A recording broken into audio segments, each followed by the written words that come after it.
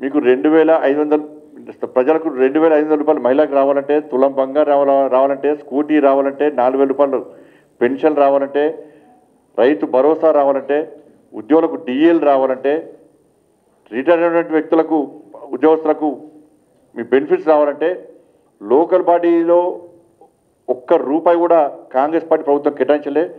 స్థానిక గ్రామాలన్నీ కూడా అభివృద్ధి చెందాలంటే కేంద్ర ప్రభుత్వ నిధులు మాత్రమే శరణ్యం. కాబట్టి కేంద్రం ఇచ్చినటువంటి నిధులను మీకు సద్వినియోగం చేసుకోవాలనుకుంటే, నిజాయితీగా అభివృద్ధి జరగాలంటే భారతీయ జనతా పార్టీకి పట్టం కట్టండి. స్థానిక సంస్థల ఎన్నికల్లో ఈ తెలంగాణ రాష్ట్రంలో నెక్స్ట్ ఉద్యమించబోతున్నది భారతీయ జనతా పార్టీ. ఎందుకంటే బీఆర్ఎస్ పార్టీ అధికారంలో కొట్లాడేది మేమే, వాళ్ళ కాంగ్రెస్ పార్టీ అధికారంలోకి వచ్చినా కూడా కొట్లాడేది కూడా మేమే, నెక్స్ట్ కొట్లాడేది కూడా మేమే.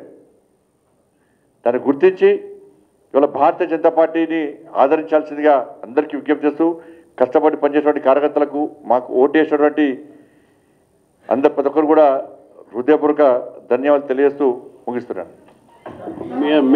మీడియా మిత్రులకు కూడా ధన్యవాదాలు. జూబ్లీస్లో మంచి సహకారం చేశారు.